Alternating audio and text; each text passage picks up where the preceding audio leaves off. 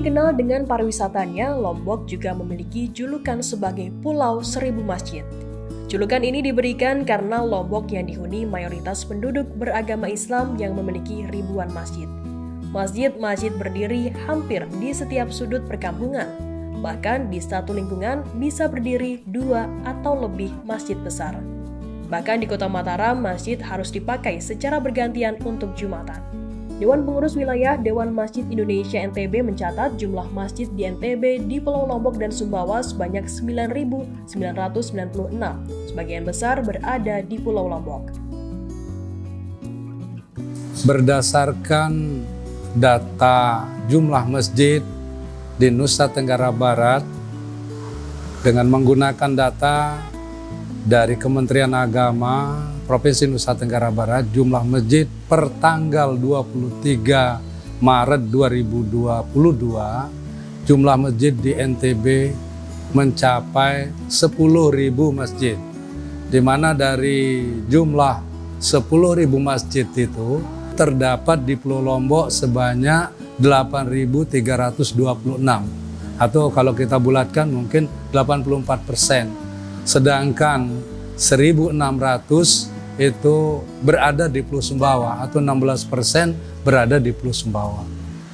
Hampir keseluruhan masjid yang ada di Nusa Tenggara Barat itu dibangun oleh masyarakat atas swadaya murni masyarakat. Ya. Kenapa begitu antusias, begitu besar semangat masyarakat jamaah di Nusa Tenggara Barat, khususnya di Pulau Lombok, untuk membangun masjid meskipun secara swadaya? Karena masyarakat kita di dalam Al-Quran itu disampaikan bahwa siapa-siapa yang membangun masjid, maka Allah akan membangunkan rumahnya di surga. Jadi itu saya kira menjadi salah satu pertimbangan bahwa masjid begitu semarak dibangun di Pulau Lombok khususnya dan di Nusa Tenggara Barat pada umumnya. Sekarang kita mau membangun masjid misalnya luasnya sekian misalnya, itu bisa dilelang, ya, dilelang dalam arti nanti jamaah bisa mengambil bagian, oh saya 1 are, saya 1 meter persegi, begitu juga materialnya, itu bisa seperti itu. Selain yang memang jamaah itu berdasarkan kesepakatan musyawarah di dalam satu RT misalnya, itu ada kesepakatan warga itu, jamaah itu sama-sama berapa.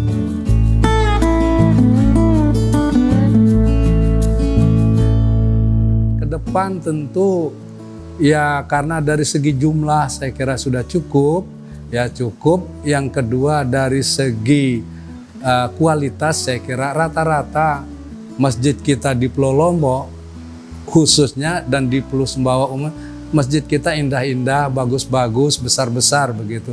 Tinggal sekarang membangun jamaahnya saya kira yang perlu.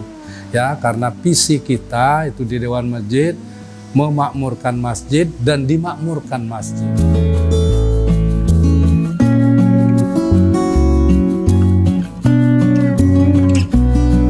Julukan Pulau Seribu ini muncul saat Dirjen Bimas Islam Kementerian Agama Effendi Sarkasi saat melakukan kunjungan kerja pada tahun 1970.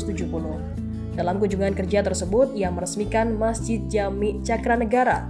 Melihat banyaknya masjid berdiri di Lombok secara spontan, ia menyebut Lombok sebagai Pulau Seribu Masjid. Julukan ini bukan hanya isapan jempol, namun juga sesuai fakta di lapangan. Hampir setiap perkampungan di Lombok berdiri masjid-masjid, baik itu masjid besar maupun masjid kecil. Maraknya pembangunan masjid di Lombok tidak lepas dari mayoritas masyarakat suku Sasak penghuni pulau ini beragama Islam. Bagi masyarakat Sasak, masjid bukan sekedar rumah ibadah, namun sebagai simbol ketaatan pada Islam. Masjid juga menjadi salah satu simbol jejak masuknya ajaran Islam di Lombok. Salah satunya Masjid Bayan Belek di Lombok Utara. Masjid kuno ini berusia sekitar 300 tahun dan dibangun Sunan Ampel saat menyebarkan ajaran Islam di Lombok. Selain masjid kuno, di Lombok ini juga berdiri banyak masjid modern yang menegaskan Lombok sebagai Pulau Seribu Masjid.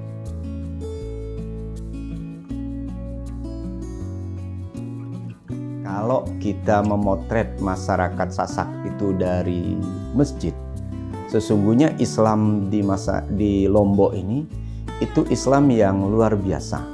Artinya dari sejak datangnya Islam ke Lombok itu keberagamaan masyarakat Sasak itu sangat kuat sekali. Hal ini kita lihat bagaimana masjid-masjid yang dibangun pada era-era awal, misalnya abad 16, kemudian yang dibangun belakangan, yang semua itu kaya dengan simbol-simbol keislaman masyarakat Sasak.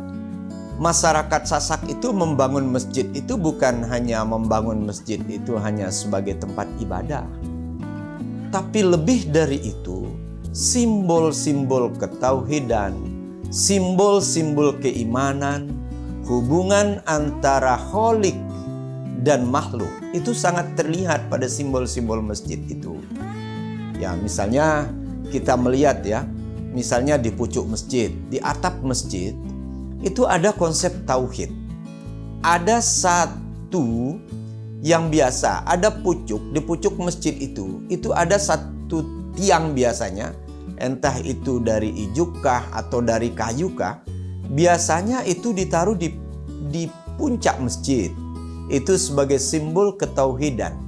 Jadi orang yang datang ke masjid itu adalah orang-orang yang mengagungkan keesaan Allah Subhanahu wa taala.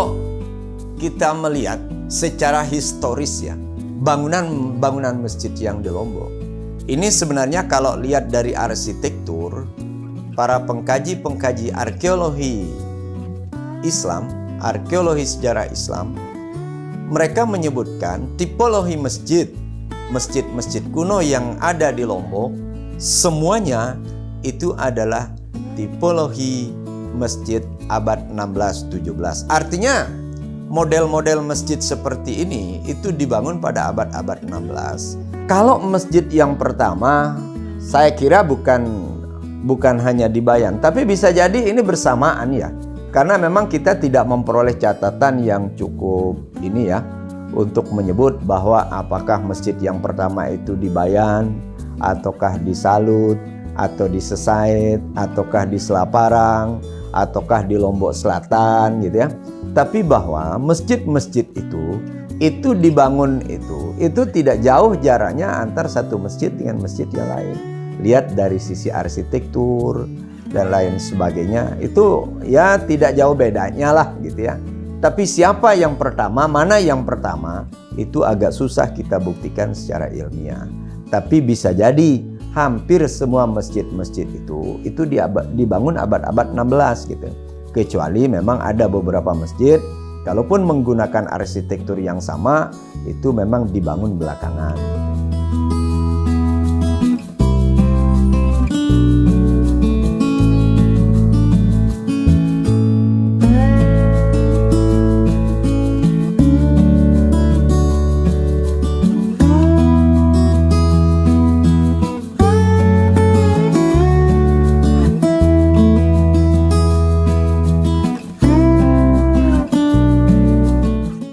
Terima kasih sudah nonton.